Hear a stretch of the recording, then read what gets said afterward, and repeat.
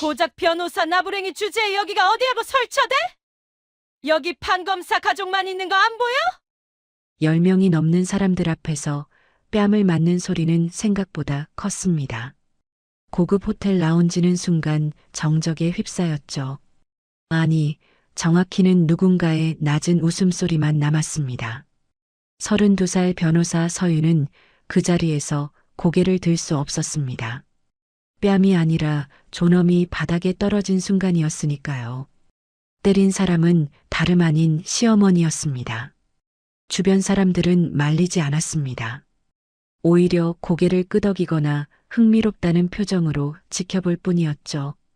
법정에서는 당당했던 여자가 단 한 번의 폭력 앞에서 무너졌습니다. 대체 무슨 일이 있었던 걸까요? 그리고 이 여자는 정말 이대로 무너지는 걸까요? 이 놀라운 반전의 전체 이야기가 궁금하시다면 잠시만 구독 버튼을 눌러주세요. 댓글로 시청하고 계신 곳을 말해주세요. 반갑게 인사드리겠습니다. 그날은 봄이었습니다. 서울 도심 한복판 5층짜리 고급 호텔 라운지에 사람들이 하나둘 모여들었죠. 정재계 인사, 법조인, 고위 공무원 출신들. 이름만 들어도 알만한 사람들이 모이는 자리였습니다. 표면적으로는 친목 모임이었지만 실제로는 달랐죠. 누가 위에 있고 누가 아래에 있는지 확인하는 자리였습니다. 권력을 과시하고 서열을 확인하는 무대였죠. 이 모임을 주최한 사람은 장혜숙이었습니다.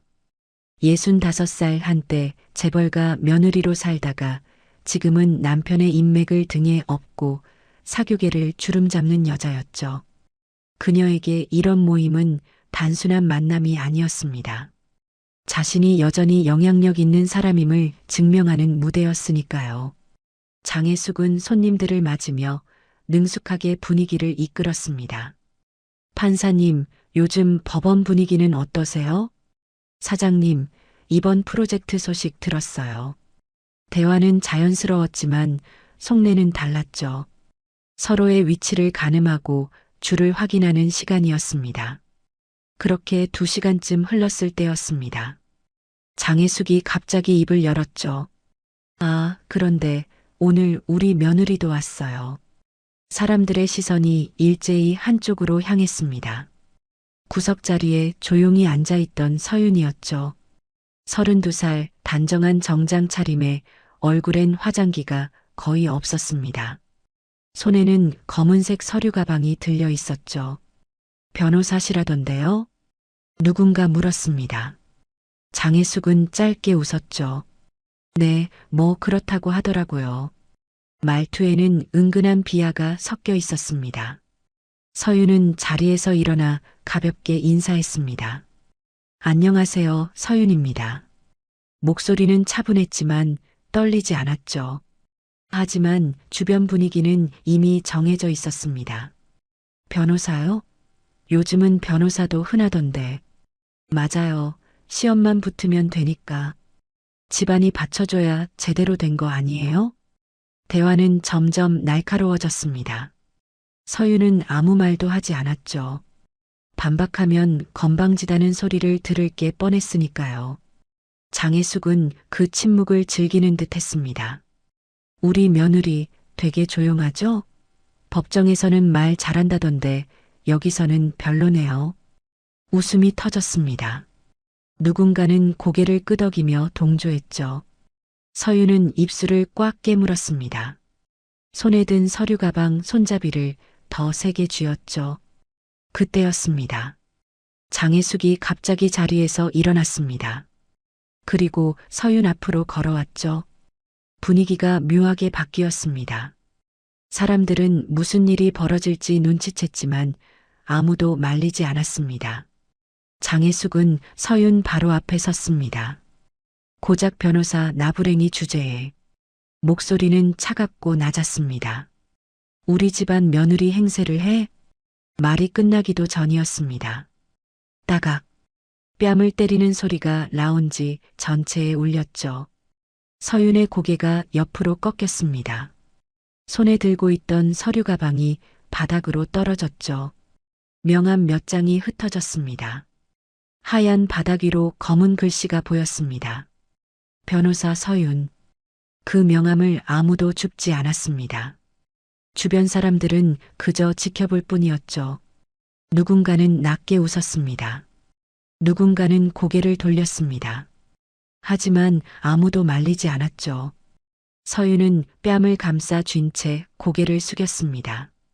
뜨거운 감각이 얼굴 전체로 퍼졌지만 눈물은 나오지 않았습니다. 아니, 나올 수가 없었죠. 이 자리에서 무너지는 순간 정말 끝이라는 걸 알았으니까요. 장혜숙은 다시 자리로 돌아가며 말했습니다. 요즘 며느리들은 버릇이 없어요. 누가 위고 누가 아래인지도 모르니까. 사람들은 고개를 끄덕였습니다. 그래도 그렇죠. 가르쳐줘야죠. 요즘 애들은 정말 모르더라고요. 대화는 다시 일상으로 돌아갔습니다.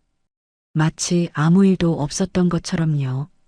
서윤은 천천히 명함을 주었습니다. 떨어진 서류 가방도 집어들었죠. 그리고 아무 말 없이 그 자리를 벗어났습니다. 복도로 나오자 다리에 힘이 풀렸습니다.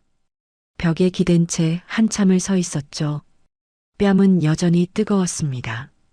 하지만 그보다 더 뜨거운 건 가슴속이었습니다. 나는 지금 뭘 하고 있는 거지? 법정에서는 당당하게 변론했던 사람이었습니다. 의뢰인을 위해 목소리를 높이고 정의를 외쳤던 사람이었죠. 그런데 정작 자신은 지킬 수 없었습니다. 시어머니 앞에서, 그 사람들 앞에서 한마디도 하지 못했죠.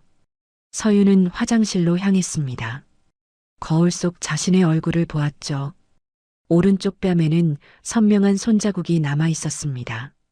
부어오르기 시작한 피부가 붉게 물들어 있었죠. 서윤은 찬물로 얼굴을 씻었습니다. 하지만 손자국은 지워지지 않았습니다. 그녀는 거울 속 자신을 오래 바라보았죠. 이대로는 안 돼. 무언가 결정을 내린 표정이었습니다. 서윤은 서류 가방을 집어들고 화장실을 나왔습니다. 그리고 곧장 호텔을 빠져나갔죠. 어디로 가는지는 정해져 있었습니다. 이제 더 이상 참을 수 없었으니까요. 서윤은 택시를 잡았습니다. 행선지는 남편 강민준의 사무실이었죠. 그는 검사였습니다. 법을 다루는 사람, 정의를 말하는 사람. 적어도 오늘만큼은 자신의 편이 되어줄 거라 믿었습니다. 택시 안에서 서윤은 창밖을 바라보았습니다. 지나가는 거리가 흐릿하게 보였죠. 부은 뺨 때문인지 눈물 때문인지 알 수 없었습니다.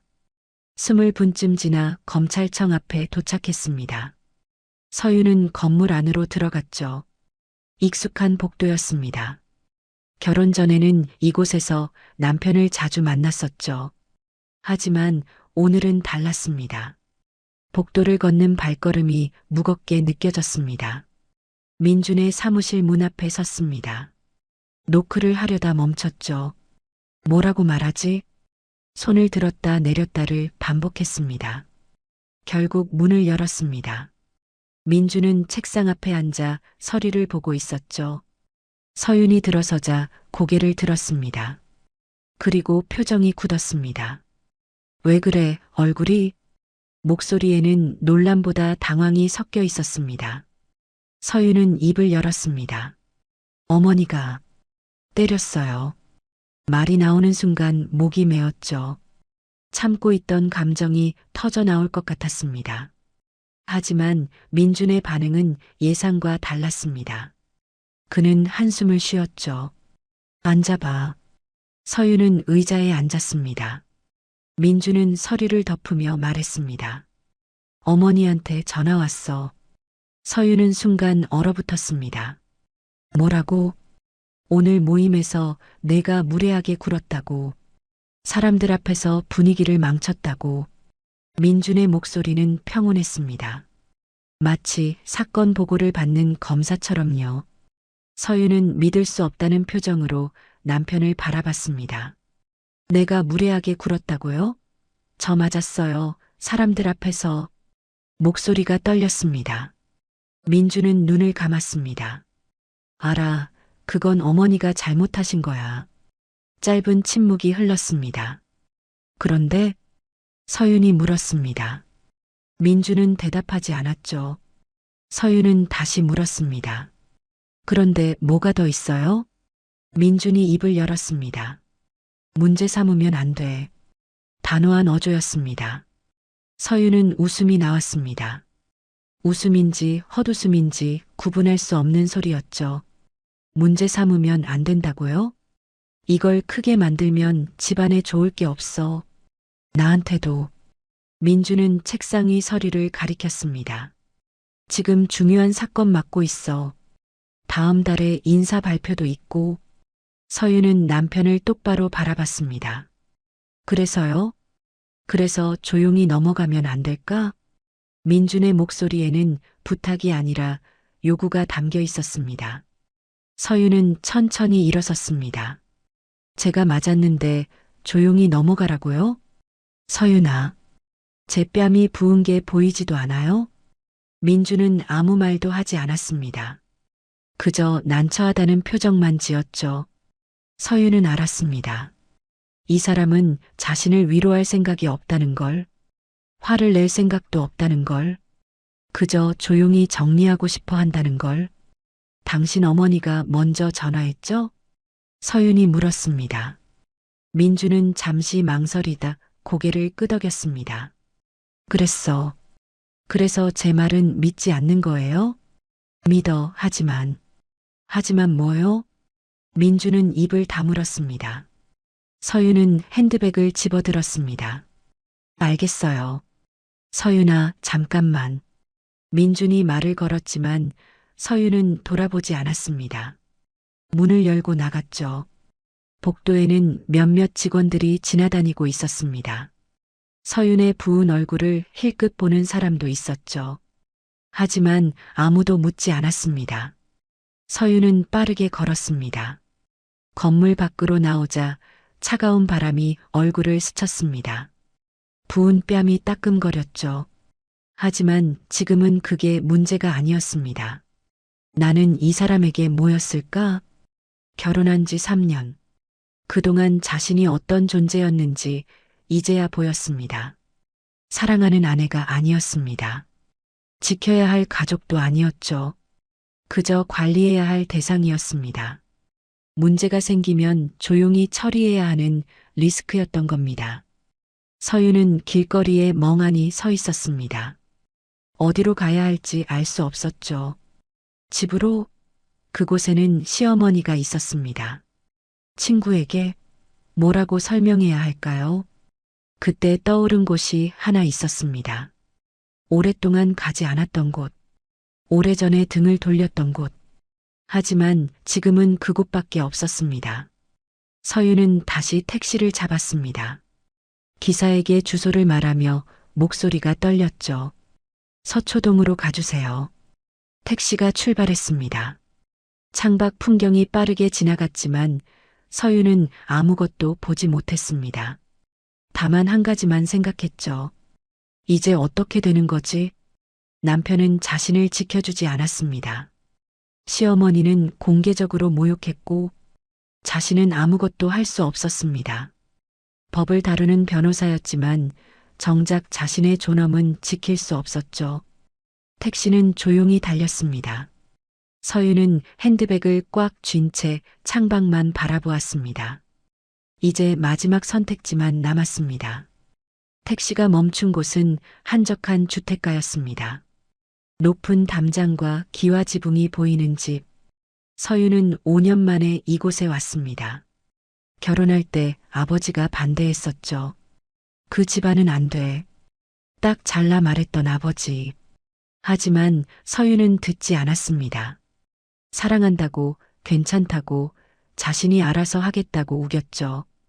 그 뒤로 연락을 끊었습니다.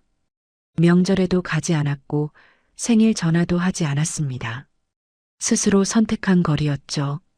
그런데 지금 다시 이 문 앞에 서 있습니다. 서윤은 초인종을 눌렀어요. 잠시 후 집사가 나왔습니다. 60 가까운 나이의 남자였죠. 아가씨?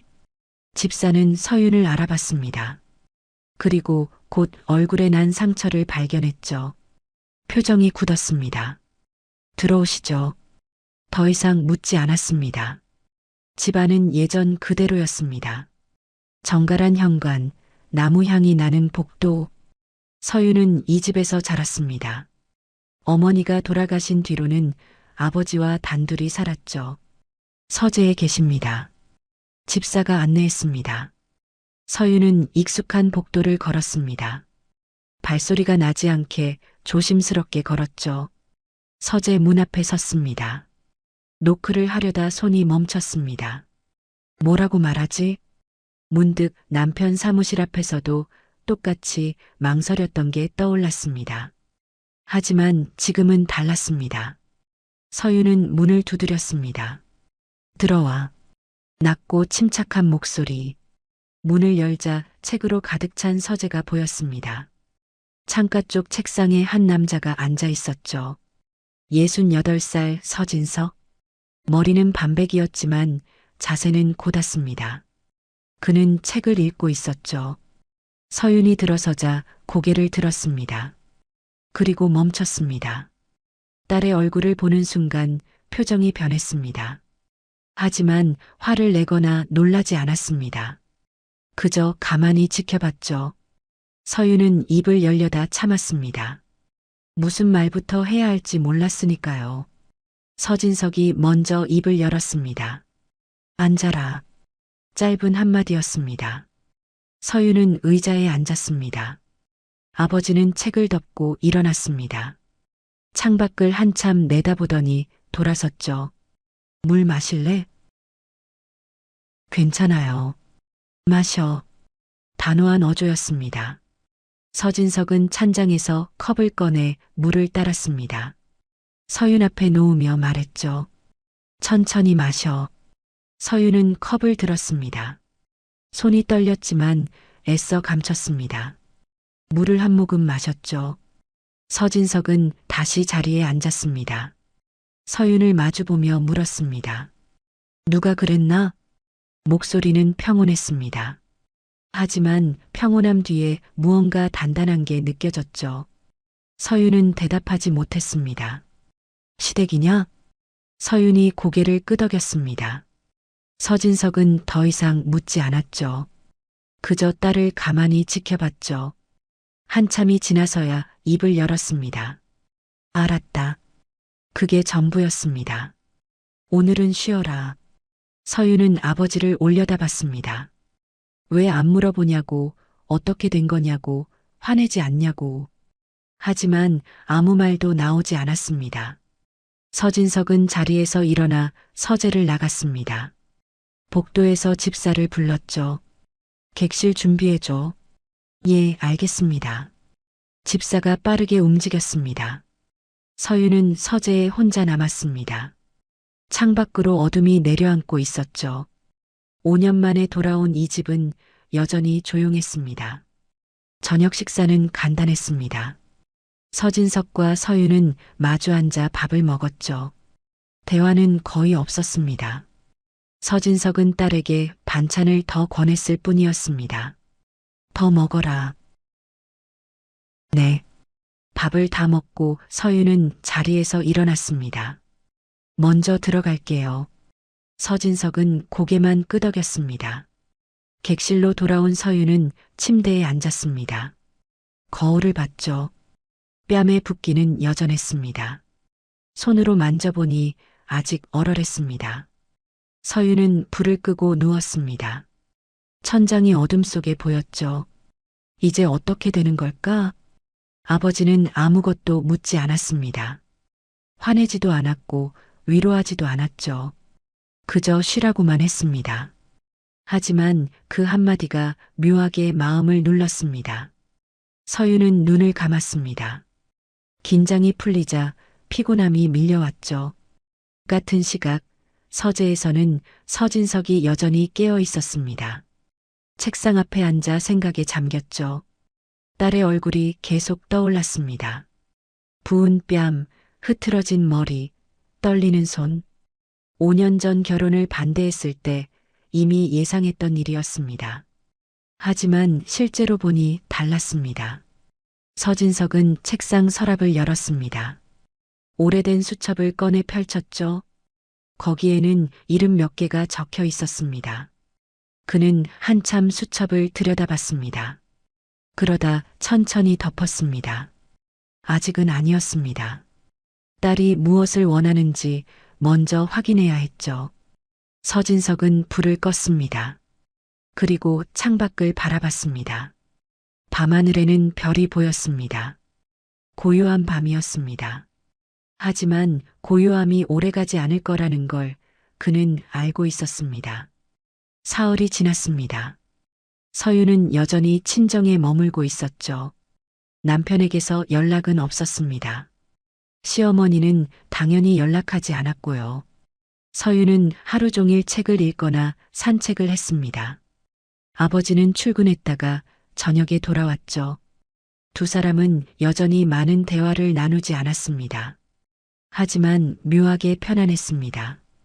같은 시각 서울 서초구 검찰청.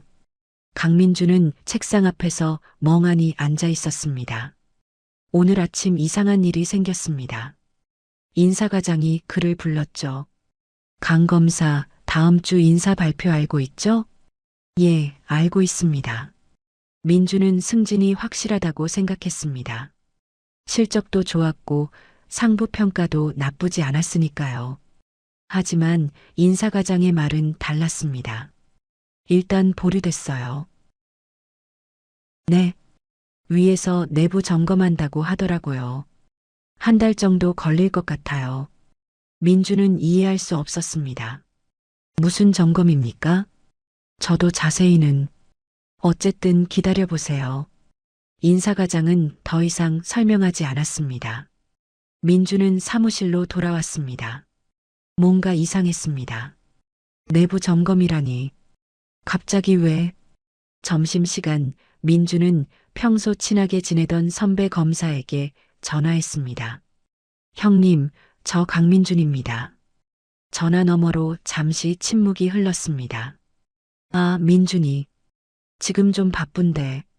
식사 한번 하시죠. 오랜만에. 다음에 연락할게. 뚝. 전화가 끊겼습니다. 민주는 핸드폰을 내려다봤습니다. 평소라면 바로 약속을 잡았을 선배였습니다. 이상했습니다. 오후에도 마찬가지였습니다.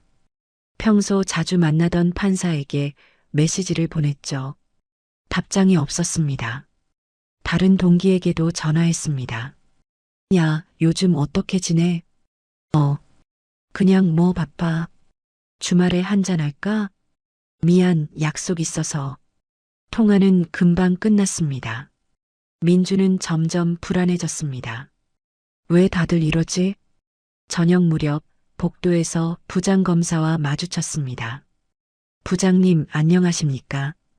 부장검사는 민준을 힐끗 보더니 고개만 살짝 숙이고 지나갔습니다. 평소 같으면 어깨를 두드리며 한마디 했을 사람이었죠. 민준은 제자리에 멈춰 섰습니다. 뭔가 단단히 잘못됐다는 걸 느꼈습니다. 같은 날 저녁 강남의 한 고급 레스토랑. 장혜숙은 평소 친하게 지내던 재벌가 부인과 약속이 있었습니다. 한 달 전에 잡아둔 식사 자리였죠. 하지만 오후에 전화가 왔습니다. 혜숙 언니 미안한데 오늘 갑자기 일이 생겨서요. 무슨 일인데? 그냥 급한 일이에요. 다음에 봐요. 장혜숙은 이상하다고 느꼈습니다. 이 친구는 약속을 잘 안 미루는 사람이었으니까요. 뭐지? 장혜숙은 다른 지인에게 전화를 걸었습니다. 평소 자주 만나던 사업가 부인이었죠. 여보세요, 저예요. 아, 혜숙 씨. 목소리가 어색했습니다. 다음 주 모임 오시죠? 그게 요즘 좀 바빠서요. 바쁘긴 뭐가 바빠요. 그냥 점심 한 끼인데. 그냥 다음에 연락드릴게요. 전화가 끊겼습니다. 장혜숙은 핸드폰을 내려놨습니다. 뭔가 이상했습니다. 분명히 뭔가 달라졌습니다. 사람들이 거리를 두기 시작했습니다.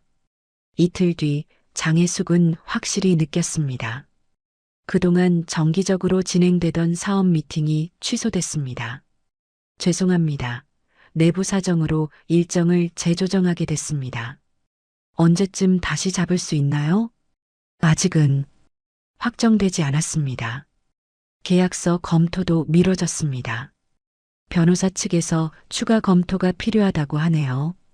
전에는 문제 없다고 하지 않았나요? 그게 다시 확인해야 한대요. VIP 모임 주최를 맡아온 호텔에서도 연락이 왔습니다. 다음 달 예약건인데요. 라운지 수리 일정이 겹쳐서요. 그럼 다른 공간은요? 지금은 전부 예약이 꽉 차 있습니다. 장혜숙은 전화를 끊고 한참 생각에 잠겼습니다. 수리 일정이라니. 전에는 그런 얘기 없었습니다. 그리고 갑자기 모든 공간이 예약으로 꽉 찼다고? 말이 되지 않았습니다. 장혜숙은 거울을 봤습니다. 예전과 똑같은 얼굴이었습니다. 예전과 똑같은 옷을 입고 있었죠. 하지만 뭔가 달라졌습니다. 사람들의 시선이, 태도가, 반응이 전부 달라졌습니다. 그날 밤 장혜숙은 남편에게 물었습니다. 당신 요즘 회사에서 뭐 이상한 거 없어요? 아니, 별로. 왜? 그냥 사람들이 좀 이상해서. 남편은 신문을 보며 대답했습니다. 무슨 소리야, 다 똑같아. 장혜숙은 더 이상 묻지 않았습니다. 하지만 확신했습니다. 분명 뭔가 잘못되고 있다고. 강민준도 마찬가지였습니다. 사무실에 혼자 남아 서류를 정리하고 있었죠. 핸드폰을 꺼내 연락처를 훑어봤습니다. 평소 자주 연락하던 사람들. 하지만 지금 누구에게도 전화할 수 없었습니다. 다들 피하고 있었으니까요. 대체 왜? 이유를 모르겠었습니다. 무엇을 잘못한 건지, 무엇이 문제인지 아무도 말해주지 않았습니다. 그저 서서히 소리 없이 선이 그어지고 있었습니다. 민주는 창밖을 내다봤습니다. 서울 야경이 펼쳐져 있었죠. 불빛들이 반짝였습니다. 하지만 그 불빛이 갑자기 멀게 느껴졌습니다. 장혜숙도 같은 시간 거실에 홀로 앉아 있었습니다. TV는 켜져 있었지만 소리는 들리지 않았습니다. 핸드폰을 들었다 놓기를 반복했죠. 누구에게 전화해야 할지 몰랐습니다. 며칠 전까지만 해도 전화기는 쉴 새 없이 울렸습니다. 지금은 고요했습니다. 너무 고요했습니다. 두 사람 모두 같은 생각을 하고 있었습니다. 대체 무슨 일이 벌어지고 있는 거지? 하지만 답은 없었습니다. 그저 불안만 커져갔습니다. 일주일이 지났습니다. 상황은 나아지지 않았습니다. 강민주는 여전히 사무실에서 고립돼 있었죠. 아무도 그에게 먼저 다가오지 않았습니다. 장혜숙도 마찬가지였습니다. 전화는 울리지 않았고 약속은 계속 미뤄졌습니다. 그날 오후 장혜숙은 평소 다니던 미용실에 갔습니다. 예약 없이 방문했지만 자리가 있었죠. 담당 디자이너가 말했습니다. 오늘 손님이 적네요. 그러게요. 머리를 손질하는 동안 옆 좌석에서 대화가 들렸습니다. 두 명의 부인이었습니다. 나이는 장혜숙과 비슷해 보였죠. 저번에 그 모임 말인데. 응, 어떻게 됐어? 취소됐대. 주최자가 바뀌었다나 뭐라나. 누가 주최했는데? 장혜숙 씨 아니었어? 장혜숙은 귀를 기울였습니다. 자신 이야기였습니다. 맞아, 그 사람. 근데 이번엔 안 한대. 왜? 잘 모르겠어. 그냥 상황이 안 좋다나? 무슨 상황? 목소리가 낮아졌습니다. 그 며느리 있잖아. 변호사라는. 장혜숙의 손이 멈췄습니다. 아, 그 사람? 응. 근데 그 며느리가. 잠시 뜸을 들이더니 한 사람이 속삭였습니다. 성이 설에. 서? 그게 왜? 혹시 검찰총장 서진석 알아? 순간 공기가 얼어붙는 느낌이었습니다. 장혜숙은 숨을 참았습니다. 아, 그 사람? TV에 나오는? 응, 바로 그 사람. 그래서 그 며느리가 그 사람 딸이래. 아무도 말하지 않았습니다. 진짜? 응, 확실한 정보야. 근데 장혜숙 씨가 그걸 몰랐나 봐. 어머, 그럼. 응, 그러니까 지금 난리가 난 거지. 장혜숙은 손이 떨렸습니다. 디자이너가 물었습니다. 손님 괜찮으세요? 네. 겨우 대답했습니다. 하지만 머릿속은 복잡했습니다. 서진석? 검찰총장? 그 사람의 딸? 모든 조각이 한순간에 맞춰지기 시작했습니다. 왜 사람들이 피했는지, 왜 계약이 미뤄졌는지, 왜 전화가 끊겼는지, 다 이유가 있었습니다. 장혜숙은 미용을 마치고 곧장 집으로 돌아왔습니다. 거실에 주저앉아 생각했죠. 내가 검찰총장의 딸을 때렸다고? 온몸에 식은땀이 흘렀습니다. 같은 시각 검찰청. 강민주는 복도를 걷고 있었습니다. 멀리서 두 명의 동기 검사가 서 있었죠. 민준을 보자 둘은 대화를 멈췄습니다. 하지만 민준이 지나갈 때 작게 들렸습니다. 서윤 씨 친정이. 민준은 발걸음을 멈췄습니다. 뒤돌아보려다 참았습니다. 그대로 걸으며 귀를 기울였죠. 검찰총장 딸이라며? 응, 그거 확실한 거야? 확실하지. 내가 확인했어. 미쳤다. 그럼 강민주는? 목소리가 점점 작아졌습니다. 민주는 화장실로 들어갔습니다. 세면대 앞에 섰죠. 수도꼭지를 틀고 찬물로 얼굴을 씻었습니다. 물방울이 떨어졌습니다. 얼굴을 들어 거울을 봤습니다. 창백한 얼굴이 비쳤죠. 서윤이, 검찰총장 딸, 결혼할 때 처음 만났을 때가 떠올랐습니다. 서윤은 자신을 소개했죠. 저는 서윤이에요. 변호사입니다. 친정에 대해선 많이 말하지 않았습니다. 부모님과는 좀 멀게 지내요. 민주는 깊이 묻지 않았습니다. 그저 자신의 집안이 마음에 들었으니까요. 하지만 지금 생각해보니 달랐습니다. 서윤이 말을 아낀 게 아니었습니다. 민준이 관심이 없었던 겁니다. 나는 아무것도 몰랐구나. 민준은 화장실에서 나왔습니다. 복도를 걷는데 사람들의 시선이 느껴졌습니다. 이제 그 시선의 의미를 알았습니다. 동정도 걱정도 아니었습니다. 거리였습니다. 선을 긋는 시선이었죠. 민주는 사무실로 돌아와 책상 앞에 섰습니다. 책상 위 서류들이 보였습니다. 평소 같으면 중요했을 사건들이었죠. 하지만 지금은 아무 의미가 없었습니다. 서윤의 번호를 찾아봤습니다. 전화를 걸까 망설였습니다. 하지만 누르지 못했습니다. 뭐라고 말하지? 미안하다고? 몰랐다고? 모두 변명처럼 들렸습니다. 민주는 결국 전화하지 못했습니다. 그저 서울 시내를 내려다봤죠. 저 어딘가에 서윤이 있을 겁니다. 하지만 지금 민주는 갈 수 없었습니다. 그날 밤 장혜숙의 집. 남편이 퇴근했습니다. 장혜숙은 거실에서 기다리고 있었죠. 당신 앉아봐요. 왜? 무슨 일이야? 장혜숙은 천천히 말했습니다.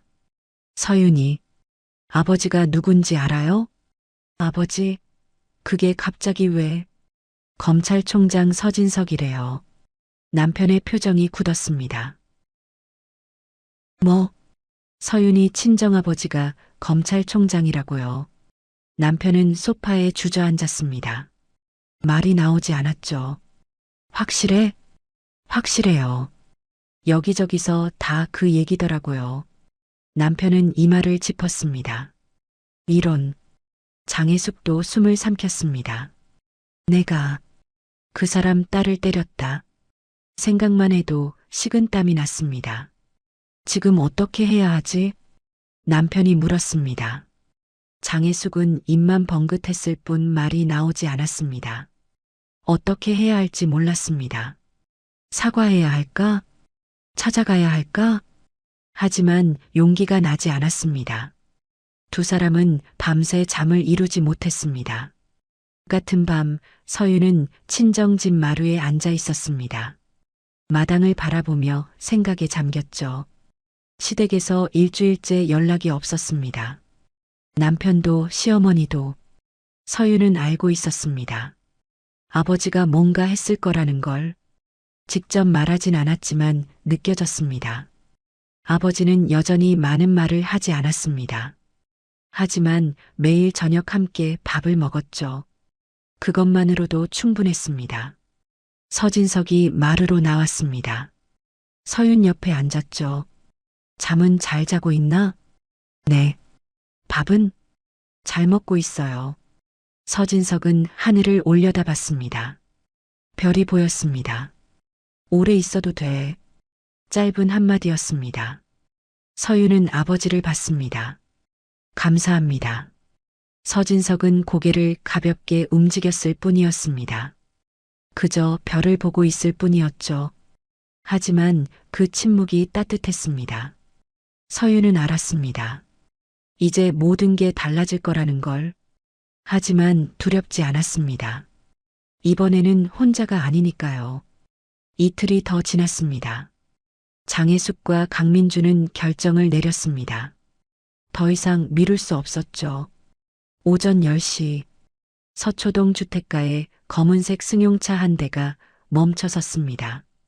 장혜숙이 먼저 내렸습니다. 강민준이 뒤따랐죠. 두 사람은 높은 담장 앞에 섰습니다. 장혜숙이 초인종을 눌렀습니다. 손끝이 차가웠습니다. 잠시 후 집사가 나왔습니다. 누구십니까? 저 장혜숙입니다. 서윤 씨 시어머니입니다. 집사는 두 사람을 살폈습니다. 표정이 굳었죠. 잠시만 기다리세요. 문이 닫혔습니다. 장혜숙과 민주는 밖에서 서 있었습니다. 5분쯤 지났을까요? 문이 다시 열렸습니다. 들어오십시오. 집사의 목소리는 냉랭했습니다. 두 사람은 집 안으로 들어갔습니다. 현관을 지나 복도를 걸었죠. 장혜숙은 주변을 둘러봤습니다. 단정하고 정갈한 집이었습니다. 하지만 온기는 느껴지지 않았습니다. 거실 앞에 도착했습니다. 집사가 문을 열었죠. 안으로 들어가십시오. 거실에는 서윤이 서 있었습니다. 창가 쪽에 서서 두 사람을 보고 있었죠. 얼굴에는 표정이 없었습니다. 장혜숙은 입을 열려다 말았습니다. 민준도 마찬가지였죠. 서윤이 먼저 말했습니다. 앉으세요. 차가운 말투였습니다. 장혜숙은 소파로 다가갔습니다. 하지만 앉지 못했습니다. 민준도 멈춰섰죠. 서윤은 움직이지 않았습니다. 그저 서 있을 뿐이었습니다. 거실은 고요했습니다. 시계 소리만 들렸죠. 째깍 째깍. 장혜숙이 입을 열었습니다. 서윤아. 목소리가 잠겼습니다. 서윤은 반응하지 않았습니다. 민준이 말했습니다. 서윤아, 우리가. 서윤이 손을 들었습니다. 말을 멈추라는 신호였죠. 말씀하실 거 있으시면 하세요. 목소리는 평온했습니다. 하지만 평온함 속에 무언가 단단한 게 있었습니다. 장혜숙은 서윤을 똑바로 볼 수 없었습니다. 시선을 내렸습니다. 그리고 천천히 무릎을 꿇었습니다. 바닥이 무릎에 닿았습니다. 65살 여자가 며느리 앞에 무릎을 꿇은 겁니다.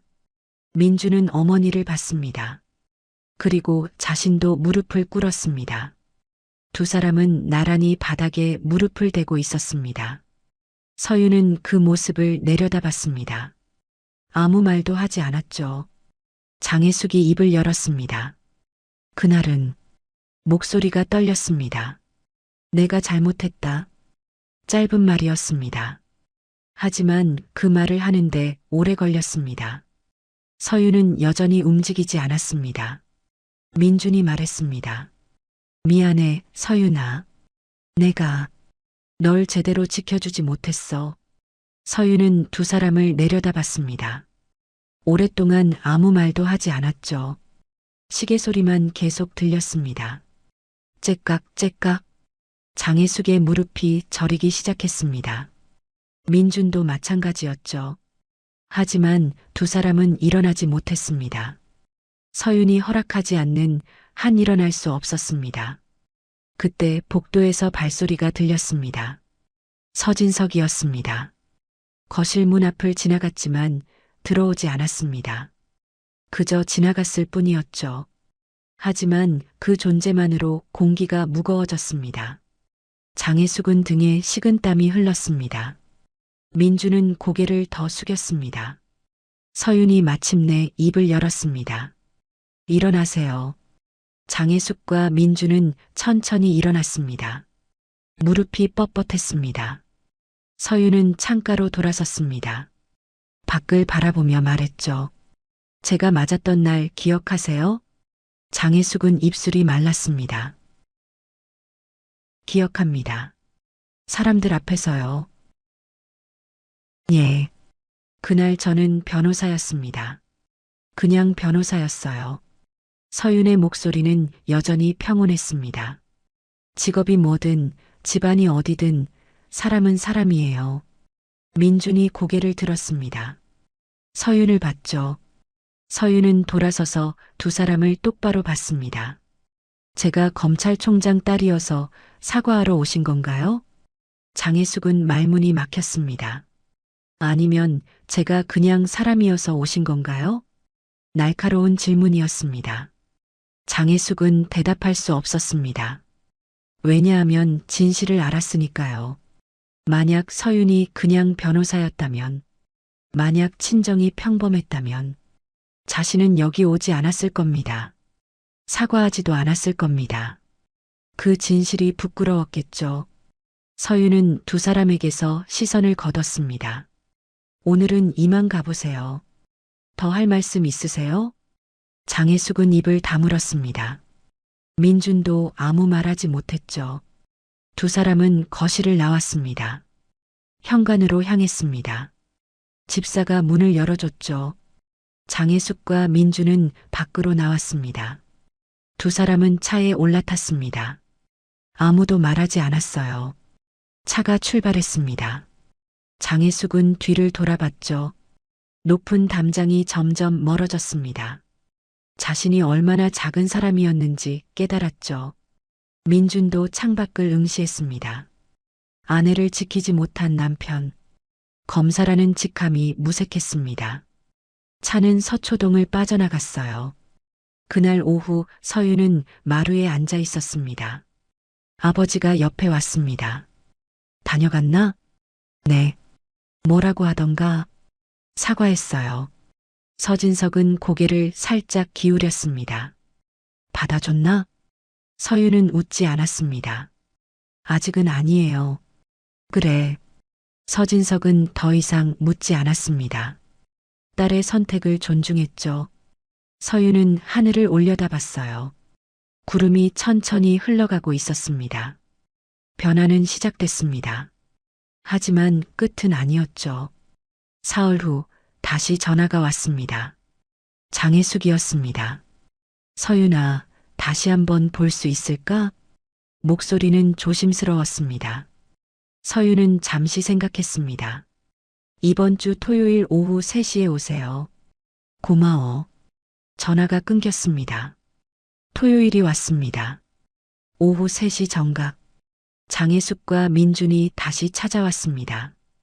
이번에는 둘 다 훨씬 초라해 보였습니다. 집사가 안내했습니다. 거실이 아니라 마루였습니다. 서윤은 마루에 앉아 차를 마시고 있었습니다. 앉으세요. 두 사람은 마루 끝에 앉았습니다. 거리가 있었습니다.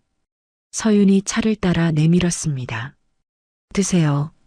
장혜숙은 조심스럽게 찻잔을 받았습니다. 민준도 마찬가지였죠. 세 사람은 차를 마셨습니다. 말이 없었습니다. 바람이 불어 나뭇잎이 흔들렸습니다. 장혜숙이 먼저 입을 열었습니다. 그날 일은 평생 후회하고 있어. 진심이 담긴 목소리였습니다. 변명하지 않을게. 내가 잘못했어.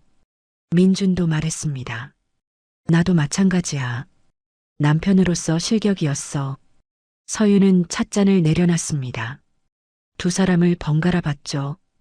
그 말씀 진심이세요? 진심이야. 장혜숙이 고개를 숙이며 말했습니다. 서윤은 마당을 바라봤습니다. 한참 아무 말도 하지 않았습니다. 그러다 천천히 입을 열었습니다. 제가 말씀드릴 게 있어요. 두 사람이 서윤을 봤습니다.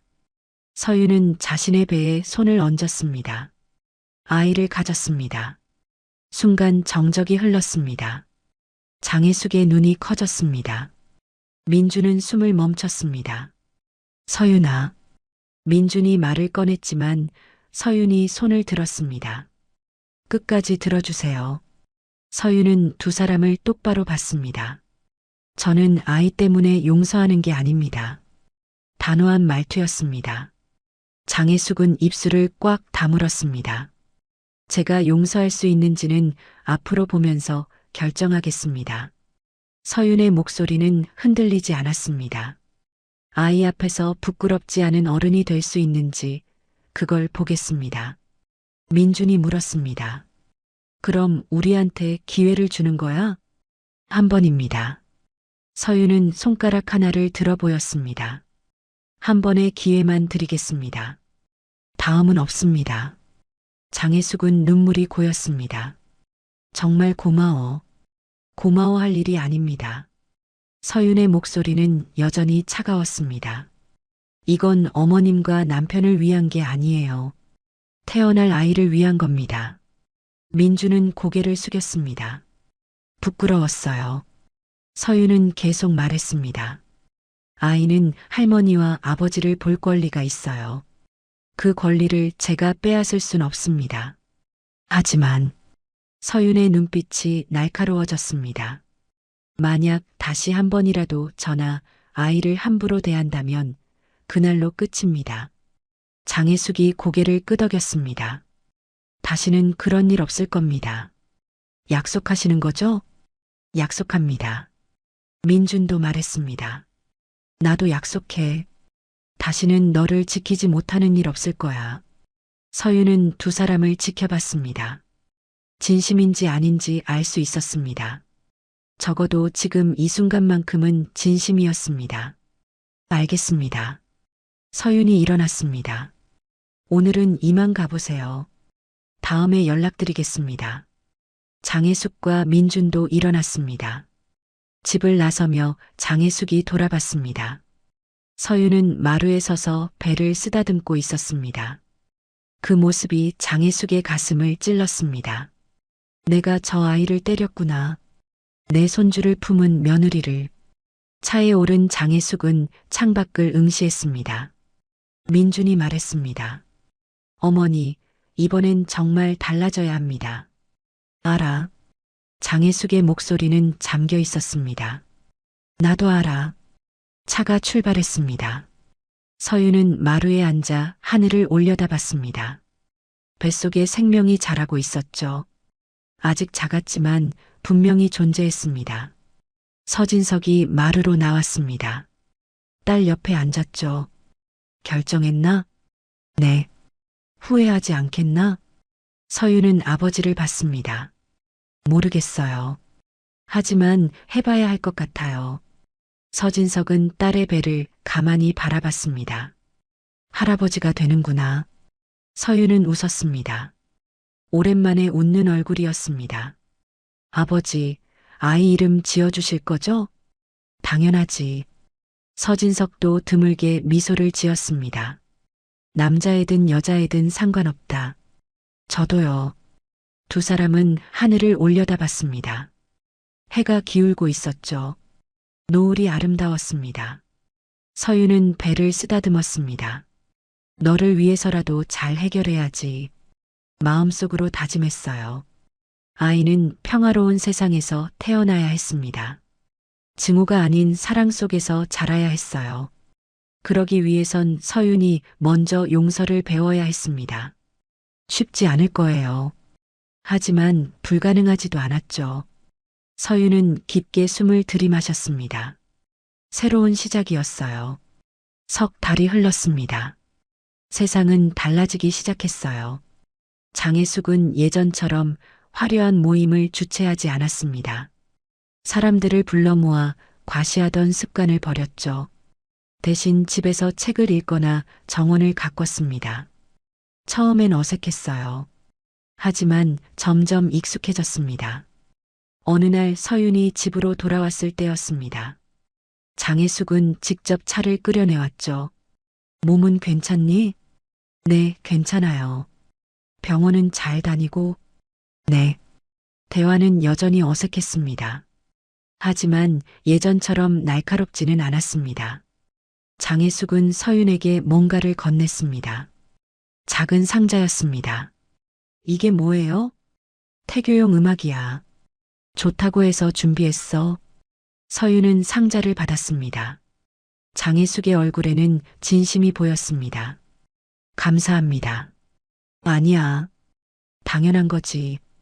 장혜숙은 웃으려 했지만 서툴렀습니다. 오랫동안 잊고 살았던 마음이죠. 민준도 달라졌습니다. 퇴근 시간이 되면 집으로 곧장 왔습니다.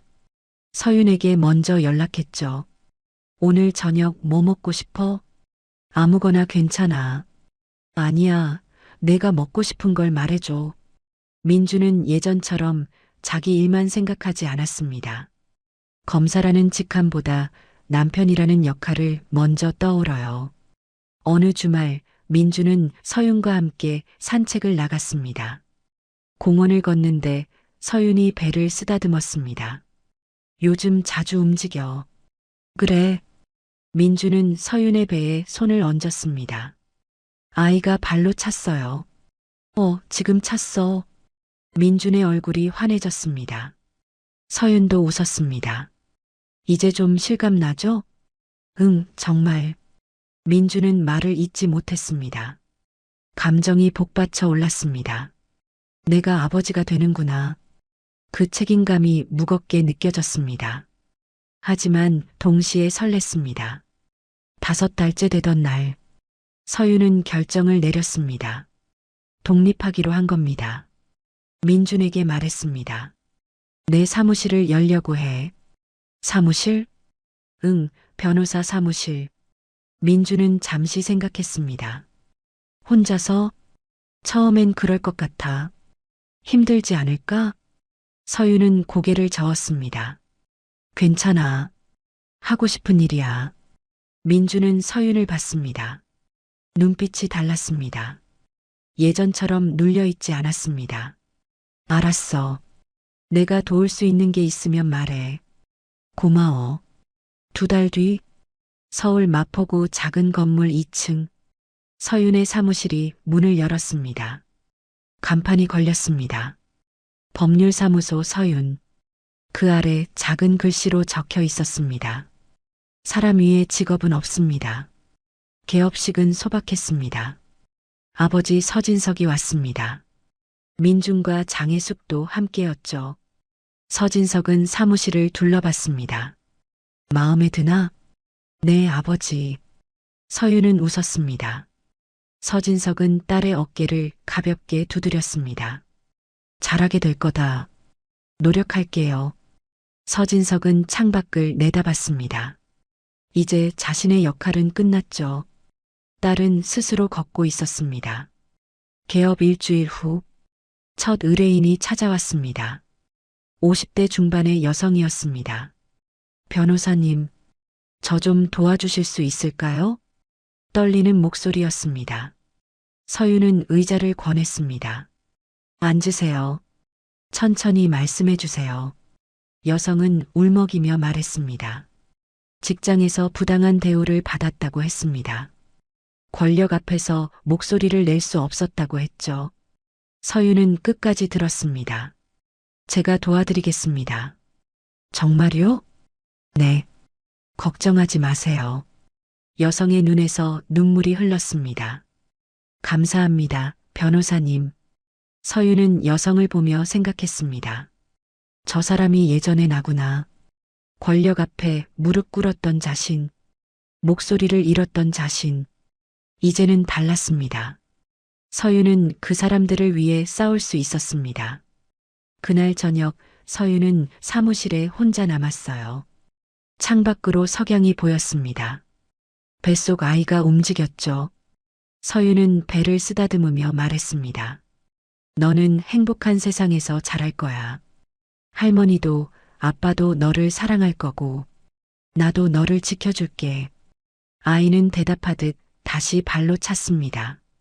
서유는 웃었습니다. 멀리 서초동. 서진석은 서재에 앉아 있었습니다. 수첩을 꺼내 펼쳤어요. 거기엔 여전히 이름들이 적혀 있었죠. 하지만 이제 필요 없었습니다. 서진석은 수첩을 닫았습니다. 그리고 서랍 깊숙이 넣었습니다. 딸은 이제 혼자서도 잘 걸어갈 겁니다. 자신은 뒤에서 지켜보기만 하면 됐습니다. 그렇게 계절이 지나갔습니다. 서윤의 배는 점점 불러왔습니다. 사무실에는 의뢰인들이 찾아왔습니다. 작은 사건들이었지만 서윤은 최선을 다했습니다. 장혜숙은 손주를 기다리며 뜨개질을 배웠어요. 민주는 아기방을 준비했습니다. 모두가 변했습니다. 완벽하지는 않았죠. 때로는 어색했고 때로는 서툴렀습니다. 하지만 노력했습니다. 진심으로. 겨울이 지나고 봄이 왔습니다. 서유는 사무실 간판 아래 섰어요. 햇살이 따뜻했습니다. 간판의 글자가 빛났죠. 사람 위에 직업은 없습니다. 서유는 그 문구를 올려다봤어요. 자신이 배운 것, 존엄은 직업이나 배경이 아니라 사람 그 자체에서 나온다는 것. 그리고 진짜 용서는 약함이 아니라 선택이라는 것. 서유는 사무실 안으로 들어갔습니다. 새로운 하루가 시작되었습니다. 그리고 이 이야기도 여기서 끝이 아니었습니다. 시작이었습니다. 더 나은 사람이 되기 위한, 더 나은 세상을 만들기 위한 긴 여정의 시작이었습니다. 끝까지 시청해 주셔서 감사합니다. 사연 빛나는 밤이었습니다.